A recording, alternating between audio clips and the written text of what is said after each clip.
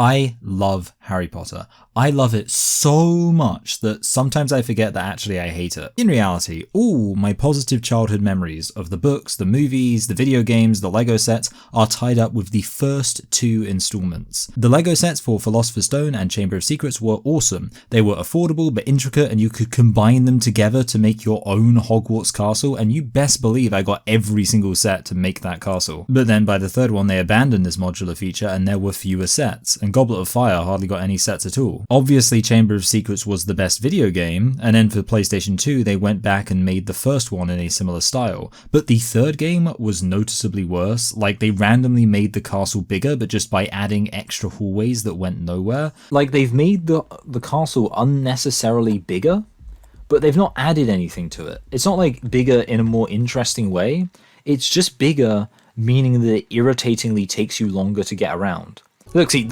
completely f***ing unnecessary. Okay, this is how it used to be. Okay, get ready, okay? This is how it used to be. You'd walk up to here, and you'd go into the main hall. But, oh wow, look at this f***ing interesting corridor. Wow, I'm glad they added this. Oh boy, it really adds a dimension to the game. That I walk through this f***ing nothing corridor, literally nothing interesting to it, no intrigue, not visually interesting, not even paintings, nothing. No logic to why it is here at all. Zero logic to what the hell the function of this corridor is. What the hell?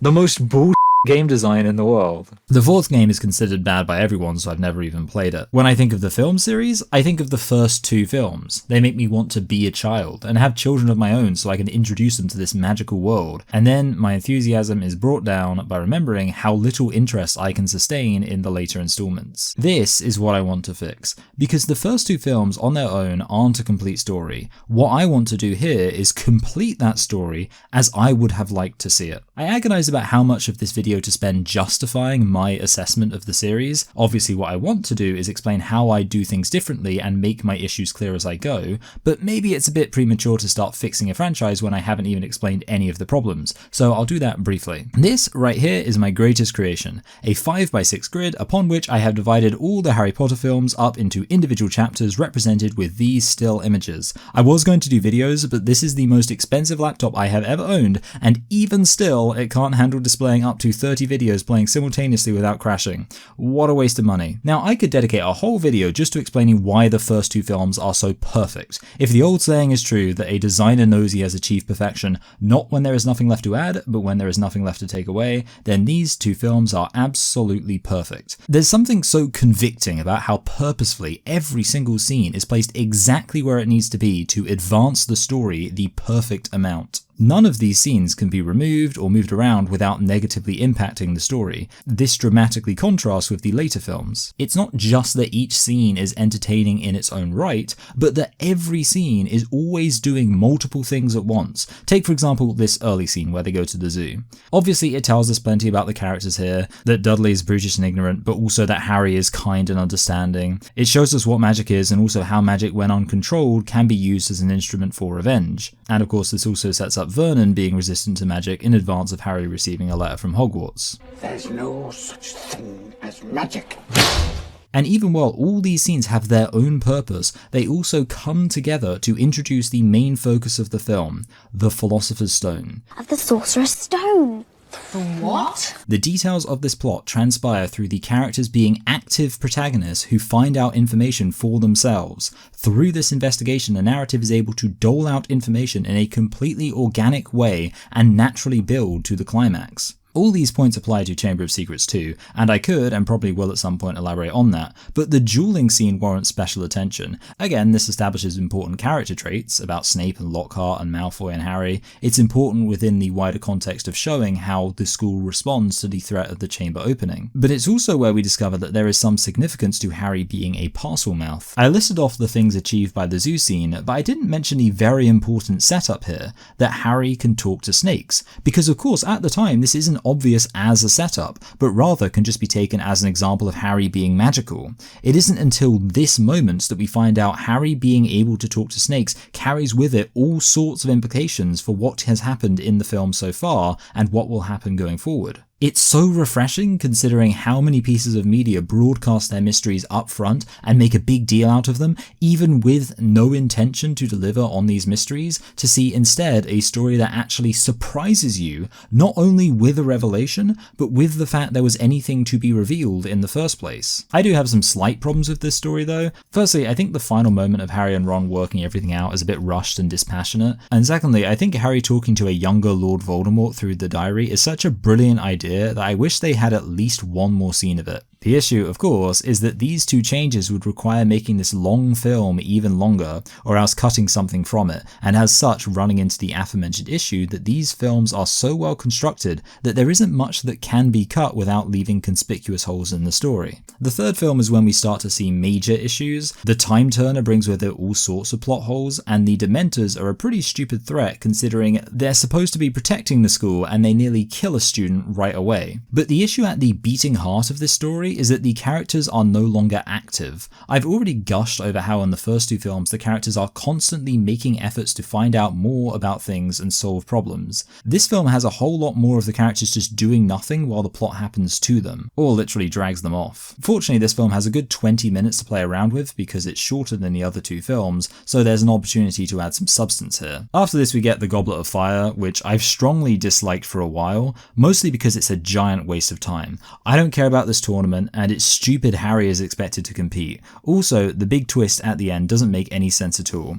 It also doesn't introduce anything to the series. Mad-Eye Moody isn't really himself the whole film, instead he's Barty Crouch Jr. who has no impact on the rest of the series, and Cedric Diggory is also introduced here only to die later. The only development with lasting implications is Voldemort returning, but that he has returned could have been introduced as a twist in the next film, so overall this is entirely skippable. After this, my main issue for the later films is that they no longer have any sort of clear focus. The Order of the Phoenix isn't really about the Order of the Phoenix, it's about the government hindering efforts to counter Voldemort because they're in denial, I guess. It's not to say there's nothing interesting here, but there's not that clear sense of it all coming together around a central, exciting plot point. And that massive room full of prophecy balls is honestly the stupidest thing ever. The Half-Blood Prince also has an unclear focus. The main plot is about Harry trying to befriend Slughorn so he can find out some information from him, but he ends up solving the issue with the liquid luck potion he got right at the start of the year. He impresses Slughorn using notes he found in a book, but actually this book he interacts with was secretly the property of the apparent antagonist of the final act from when he went to school.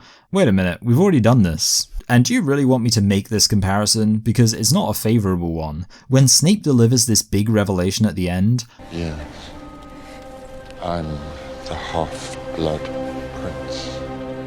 I cringe. I genuinely cringe. Because it's such a serious moment, and why would I care? You've done this already. Also, you just killed Dumbledore. Obviously, that matters more than the revelation you wrote an annotated study guide. Speaking of inviting unfortunate comparisons, this film ends with them infiltrating a secret area where an important item is kept of great power and intense interest to Voldemort. The first film had a three-headed dog and strangling vines and flying keys and wizard chess. This film has a potion you drink that makes you thirsty, but then there's zombies in the lake.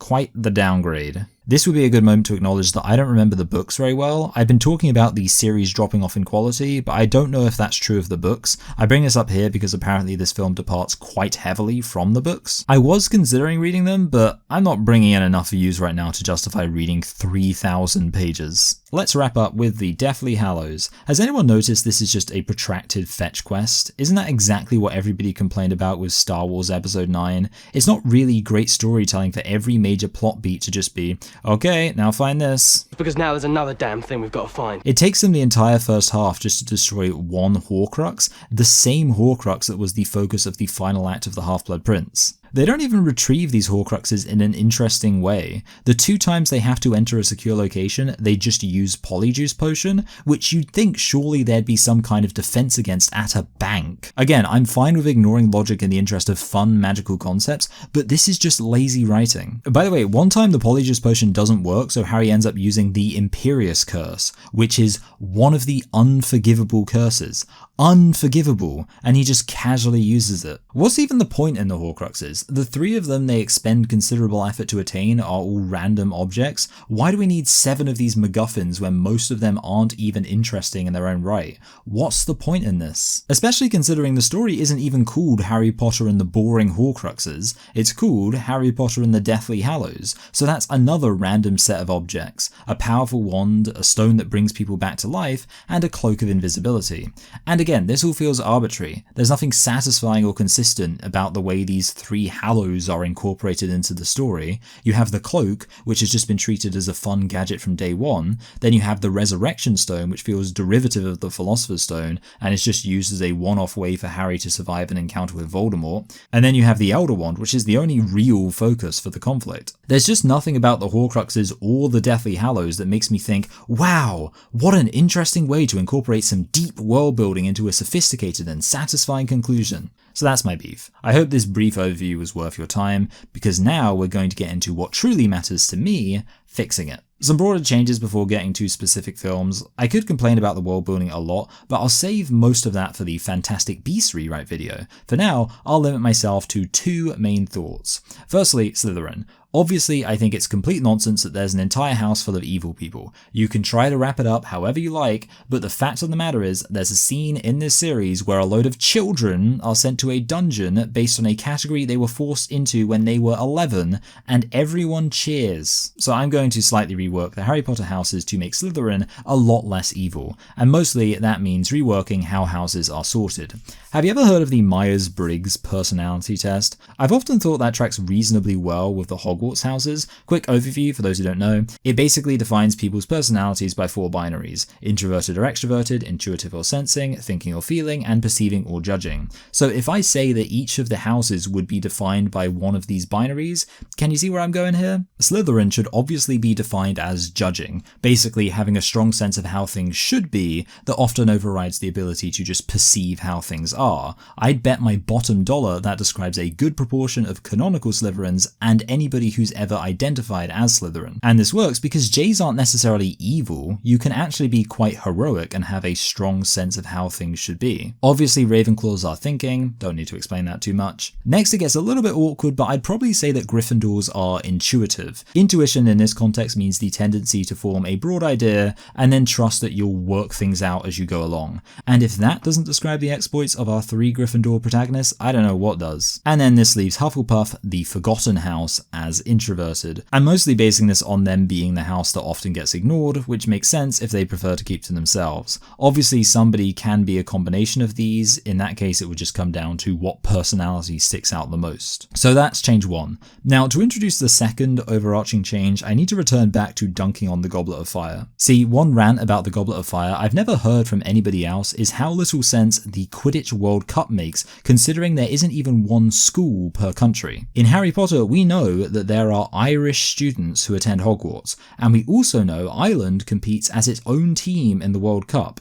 Considering that Irish students don't seem overrepresented at Hogwarts, it's hard to imagine that Ireland could even field a national team out of the students who play Quidditch there. This is the big issue. There are 4 teams at Hogwarts, and at least 2 national teams for the Quidditch World Cup within the catchment area of Hogwarts, one for Ireland and one for Great Britain or the United Kingdom. If, like other World Cups, England, Scotland, Wales and Northern Ireland all compete separately, that just magnifies the issue. But no matter what, it seems like your chance of playing in the World Cup isn't much lower than your chance of playing for your house team at school.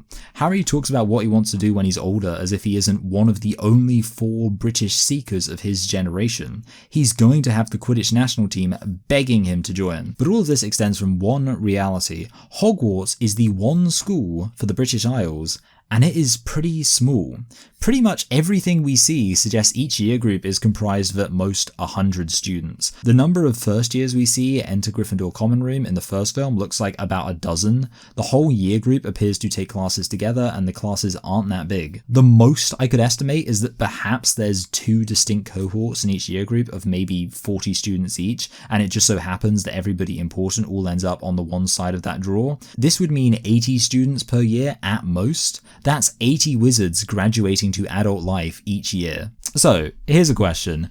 What's with all these people at the Ministry of Magic? This massive bureaucracy to govern a population of easily fewer than 10,000 people. I'm going to point out the obvious. This whole idea of a wider organized wizard society with its own robust legislative and judicial institutions makes very little sense. Frankly, I think the Ministry of Magic should be way less of a force in this world, often overshadowed by disparate wizarding orders. Because if you have a sophisticated wizarding political system, people are going to interrogate the details of this world and realize that it doesn't actually make much sense. How does wizard economics work in a world where objects can just be duplicated ad infinitum? What actual laws does this government even pass? So those are my two broad changes. Slytherin is no longer a house defined largely by its evilness, and the wizard world itself now has much less of an official government. With this said, we can talk about the first Harry Potter film. Although there isn't too much to talk about since, as I said, it's structured quite perfectly. There are a few changes I'd make in terms of setting things up later, but I'll address those retroactively.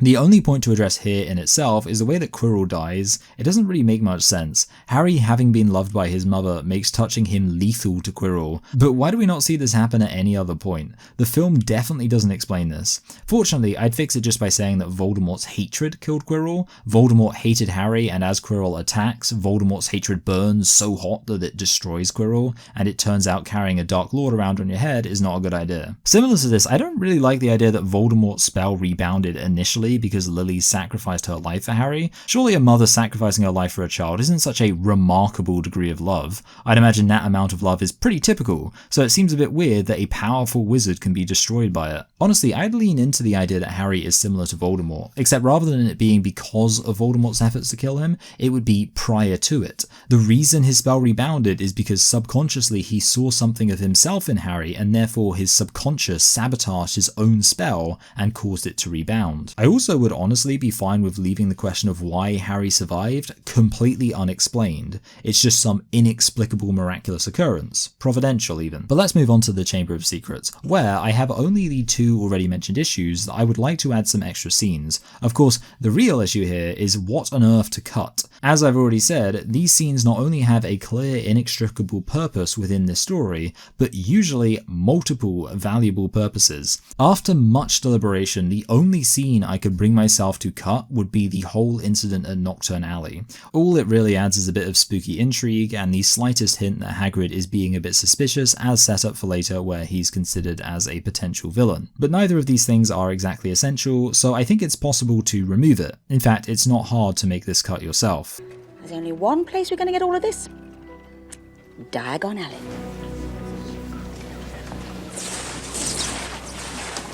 The next scene then sets up both Lockhart and the placement of the diary with Ginny. This cut shaves 3 minutes and 42 seconds off our runtime. I think rewriting the scene where they realise what the basilisk is and how to get to it could be done without adding too much extra time. Essentially, I'd write it so instead of just finding that Hermione has already worked out everything and communicated it clearly, we instead see them work it out for themselves. I mean, it's not that hard. Harry just has to take a second to realise him only being able to hear it is best explained by it being a snake. And then he could infer from that it's been moving around in the walls through the pipes, and that's much more satisfying than just finding out because Hermione wrote down the word pipes already. The more substantial addition would be a whole new diary scene, and it would require moving things around a bit, since at the moment the diary is found, consulted, and then stolen in 3 successive scenes. To avoid making this 4 unbroken scenes of him consulting the diary, I'd move the scene of Harry being subject to suspicion and taken to Dumbledore's office to be between 2 scenes of Harry with the diary. The question is, what should this new scene be?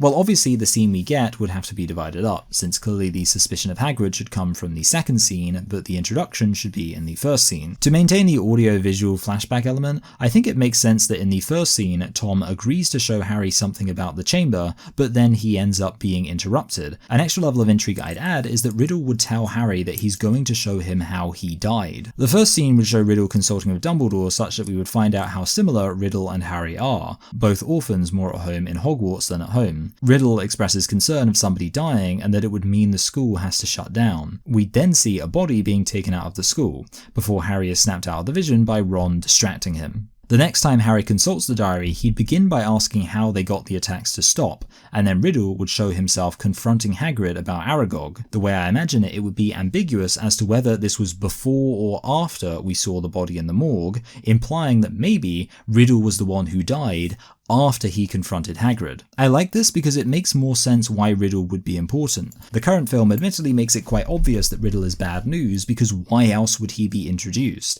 If the film hints he was the victim in the first attack, then this makes more sense. His Muggle father could also be explicitly mentioned as a reason to think he would be a victim. And then of course when Harry meets Tom Riddle, he clarifies that he did show Harry how he died, because when he first started killing, he ceased to be Tom Riddle and became Voldemort. Those are the changes I'd make, and now we enter the much bigger task, the changes I'd make to the movies I have considerably more issues with. Strap in. Here's the thing, my main issue is that a lot of these later projects lack a clear focus and have scenes that don't achieve anything, so the solution is pretty easy. I'm going to take these 6 films and condense them into 3 films, which isn't as crazy as it sounds honestly. I've already said that the 4th film can basically be cut entirely, the last 2 films are unnecessarily 2 parts anyway, and all these films can be up to 2 hours and 40 minutes in length in keeping with the first 2. So when you put it that way, the real question isn't how am I going to fit these 6 films into 3 films, the real question is how am I going to bulk out these films after I've cut everything that's unnecessary. Anyway, that all sounds a bit negative, which is unfair because Prisoner of Azkaban is actually a pretty good movie. I just think it could benefit from a few extra scenes to recontextualize things. So before I talk about what scenes I'd add, take away, alter or move around, I want to address the big issue we need to solve. How can we make the time turner make sense? Because the obvious question going forward is why can't they use the time turner to solve any problem? Why don't people use time turners all the time? The obvious answer would be that they're very rare dark magic, but that doesn't work because Hermione is explicitly given permission to use it for something as trivial as attending extra lessons. It's not just that this makes no sense, but they don't even try to make it make sense. So with this said, let's depower the time turner just a tiny bit by making it so you have to preemptively set it to the point you want to go back to. This obviously works if Hermione is using it for classes. At the start of one class, she can set it and then go back and take the other class she wants to take. And all this requires is having a scene before Hermione confronts Draco where they run into Dumbledore and he gets close to Hermione and congratulates her on how well she is excelling in her studies. And in that moment, he pickpockets the time turner from her and sets it, because he's Dumbledore and he has one of his premonition things going on. Now this basic change nerfs the time turner considerably, but still leaves a lot of issues. Why wouldn't every single person just set the time turner manually before any important course of action so they are able to go back and get infinite tries? So how about this? Time turners don't exist. They're purely theoretical. No one has ever been able to make a time turner before. Now, that definitely lessens the impact of time turners on the plot, but you might be concerned that this presents a bit too much of a limitation on their ability to influence the plot. After all, Hermione does have a time turner. So where does Hermione get her time turner from? Well, she isn't given it, she finds it. And how does she find it? The real question is, how does the time turner get made in the first place if they're purely theoretical? The issue is that to actually make a time turner is such a delicate operation that no human has ever been able to do it. However, at some point, we find out that Peter Pettigrew was a watchmaker. He loved making watches. What if one time Harry is hanging out in the clock tower and he happens to see etched into one of the clock gears the name Peter Pettigrew, and he discovers that Peter Pettigrew actually used to work on the clocks in his spare time. Now sure, being a really impressive watchmaker would be helpful in making a time turner, but if that's all it takes, then surely other people would have made them. No, a time turner is so mechanically delicate that human hands physically can't complete some of the operation. You need to have little rat hands. Side note, while I'm on this, I kind of like the idea that Pettigrew wasn't an animagus from birth, but actually learned to transform into a rat by taking them apart and understanding how they work, just like he does with his watches. This would only be hinted at, but would make sense and drive home his dark tendencies. As you can probably see, this adds a much clearer focus for the plot. Basically, it's about Peter Pettigrew trying to bring back Voldemort using time travel. But obviously there's a mystery that builds up to this conclusion. situation. See, Peter actually ends up making the time turner quite early, but that's the least of his issues. After all, if he's going to bring Voldemort back, he can't just build a time turner, because a time turner has significant limitations. Instead, he has to build several other accompanying items in order to make a complete machine fit for purpose. Thus, having built the time turner early on, there's a scene where Ron sees Scabbers scampering along before being pounced on by Crookshanks. Scabbers and Crookshanks then run away, and Ron and Hermione both chase after their respective pets. We can infer that here, Hermione acquired the time turner, and we get the same indications of her taking two classes at once that we see in the film. So that's my big change to the plot, but I guess I'll explain what this means in terms of scene-by-scene changes. Firstly, I did wonder whether there were any scenes from later on in the series that could be brought forward to here, and the answer is yes, because right away I'd start off with the prologue from Goblet of Fire tacked onto here, just without the ability to see Peter or Barty's faces. And we'd also see some rat skeletons lying around as an indication of what I mentioned Peter has been practicing. But obviously there'd be no explicit mention of that now. We'd get some indication of a plan to infiltrate the school, and then the caretaker gets killed. We then cut to Harry waking up in the middle of the night, and we have the scene with his auntie playing out identically. In fact, the only change I'd make that's relevant to these few opening scenes is actually a change I'd make to the first film. I think it would be cool if when Hagrid mentioned that Harry's parents were killed by Voldemort, he revealed that they'd been betrayed by their close friend Sirius Black, because that way we've been left with that thought to marinate, so we already know Sirius Black escaping is a big deal as soon as it happens, rather than it taking almost an hour to get any hard-hitting info about him. When Arthur Weasley tells Harry not to go after Sirius, it would be less with the expectation that Harry might not find out who he is, but rather with the hope that despite knowing who he is, Harry doesn't go after him anyway. After this we get the first introduction of the Dementors, and I have to wonder aloud, wouldn't it make more sense if the Dementors were unambiguously bad guys, perhaps not with a direct allegiance to Voldemort, but simply agents of chaos? Obviously this would also change the dialogue of Dumbledore's opening speech slightly, but the next change would be adding a quick clip implying some passage of time, and this would be where we'd see Crookshanks confront Scabbers and Hermione picks up the time turner off screen. After this we can continue with the divination and buckbeak lessons. Our next change would be Harry actually taking the time to read the newspaper about Sirius Black, which recounts his criminal history and attributes to him the murder of Peter Pettigrew. Then we get the Boggart scene, unadulterated, before we get another slight change. After Harry is not allowed to go to Hogsmeade, he heads up to the clock tower to watch them leave, whereupon he sees the name Peter Pettigrew etched into one of the gears of the clock. As he's curiously looking at this, he is then encountered by Professor Lupin, and they begin to walk and talk, having the same conversation they have on the bridge in the original film. After this, I'd switch things up a bit, because I think, why not bring the Yule Ball from the fourth film into this one? There's time for it. Obviously, it would have to feature different characters because the other schools wouldn't be there, but we could still see the boys learning to dance and also asking out certain girls. And all this anticipation is then cut short by the revelation that Sirius Black snuck into the Gryffindor dormitory. However, they decide not to let that distract from hosting the Yule Ball anyway, so we can still get all the teen romance drama. Next time there's a ball, pluck up the courage and ask me before somebody else does.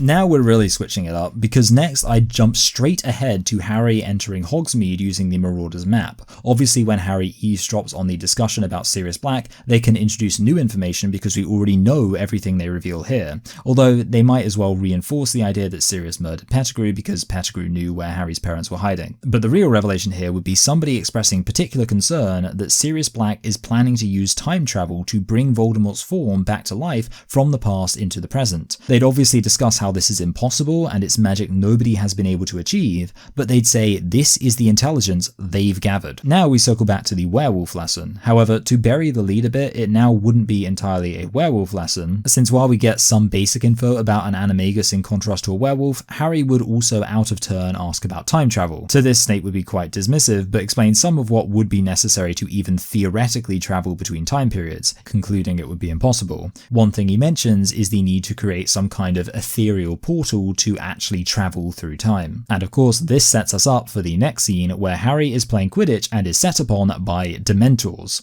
Obviously, there needs to be an explanation for how they entered school grounds if they're not supposed to be there, and the answer they conclude is that somebody must have created some sort of portal. They resolve to enchant the school building with protection from spirits, but caution students strongly about walking far beyond the castle. After this, we then move on to Lupin and Harry doing Patronus lessons. Side note, since they actually have a scene earlier on where they walk in the woods and talk about doing the lessons, I'd probably merge that in with the Yule Ball anticipation just to set that up earlier. Point is, in this version we pretty much jump straight from the Quidditch attack to our first Patronus lesson. Hagrid reveals Buckbeak's been sentenced to death, then we get the big moment. Peter Pettigrew has been set up so much, and now Harry sees him on the Marauders map.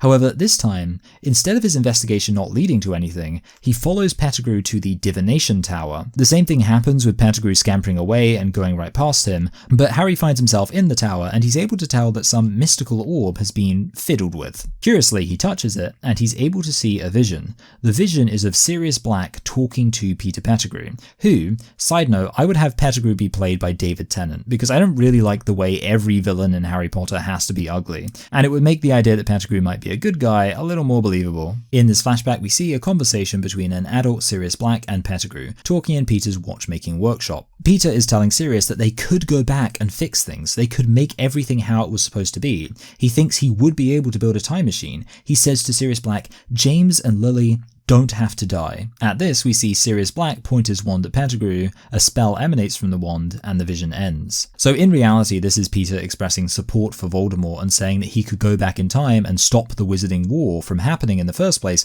by ensuring the Dark Lord wins immediately with the advantage of time travel. He's trying to recruit Sirius. When he says that Lily and James don't have to die, he means that the war would be prevented in the first place.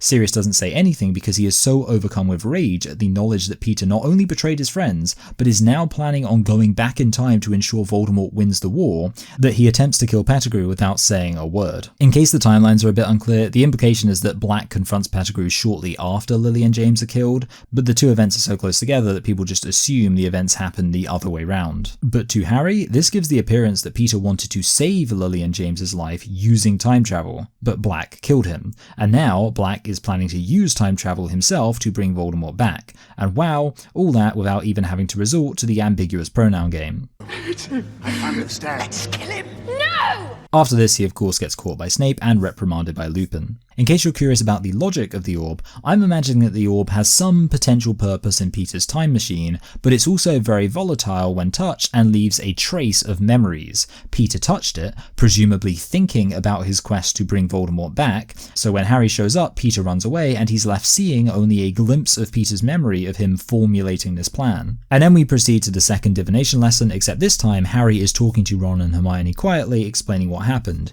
He says that he thinks Black must have stolen Pettigrew's old research and is using it to bring Voldemort back, and that he suspects Pettigrew is trying to warn him from beyond the grave. At this point, Trelawney brings their attention back to the class, and Harry asks her about the portal that the Dementors use to enter Hogwarts, and asks whether it would be possible for the ghost of somebody beyond the grave to enter the castle that way too, to which she gives a vague answer about time and the spirits interplaying in mysterious ways that leaves the question open-ended. After this, things proceed the same as normal, with only the aforementioned addition of Dumbledore pickpocketing Hermione. The first deviation would be that what prompts Scabbers to run away is Hermione realizing she's lost the time turner. She pats herself down and says that she's lost something important, and just as Ron is asking what, Scabbers bites him and runs away so that he can retrieve the time turner and complete his objective. Of course, the finale is actually pretty great, so nothing really needs to change. As much as I mocked it, they can even keep the ambiguous pronoun scene. Just one small change I'd make is how Snape is handled. I like the idea that Snape, despite being a jerk, is quite a dignified and heroic character,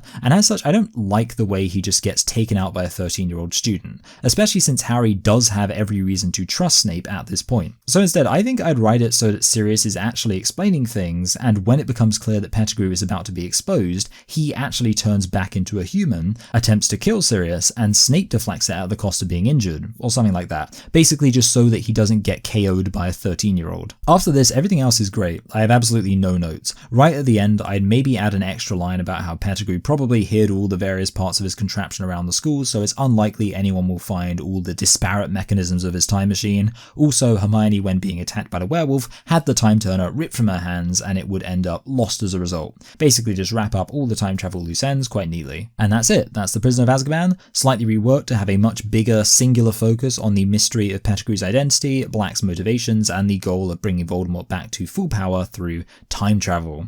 I hope you liked it. I actually had the any vain hope of working through this whole franchise in just one video. If I had enough confidence in the algorithm to commit to making an incredibly long video, maybe I would, but as things stand, this is a pretty good stopping point. I've only made some minor changes to the first two, but I believe my changes to the Prisoner of Azkaban were a substantial improvement. With this said, I could easily see it taking me a while to script out the rest of this video, which would amount to a quite exhaustive summary of 2 films constituting a condensed version of 4 films. If you're excited for that, please remember to subscribe. Who knows, maybe I'll even read the books by the time I get around to making that. Anyway, standard end of the video stuff. Like, share, comment, subscribe, get the bell on, and YouTube thinks you'd like this video next, so make sure to click that. Eventually, it will be a link to part 2. Bye!